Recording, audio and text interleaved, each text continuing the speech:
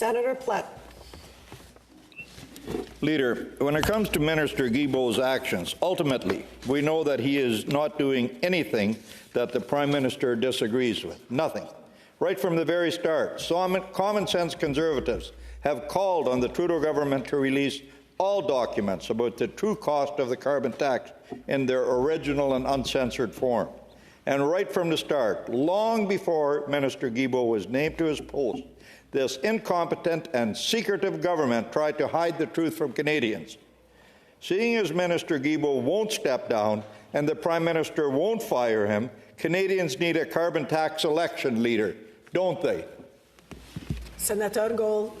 What Canadians need is an adult conversation about how we should address climate change. What Canadians need, what Canadian businesses need, what the oil patch needs, and what all sectors of the economy need is have a plan and a program and legislation in place so that Canada can continue to attract foreign investment that increasingly requires countries and businesses to have serious plans towards arriving at carbon neutrality. That is what Canadians need. That's what actually entrepreneurs and Canadians need. That's what capital markets need. That's what economists tell us we need. What we don't need is what we seem to be exposed to in this rather less than adult conversation about a serious existential issue. Senator. Well, if we want an adult conversation, we need an adult in the Prime Minister's office, not a ski board instructor. Canadians already know the cost about carbon tax. They see it every time they buy groceries or fill their tank to drive to work. Every day, life is more expensive. Last year, Minister Guilbeault said there would be no more carbon tax carve-outs as long as he's the minister.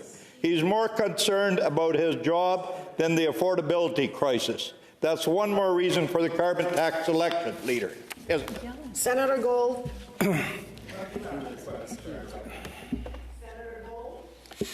Thank you very much. I will continue to simply summarize, and the record will show that I've answered this question on numerous occasions. There is no credible evidence that the tax on pollution has had a material impact on food prices or other measures that Canadians are still struggling with. But again, I can only put facts on the table and let others judge accordingly.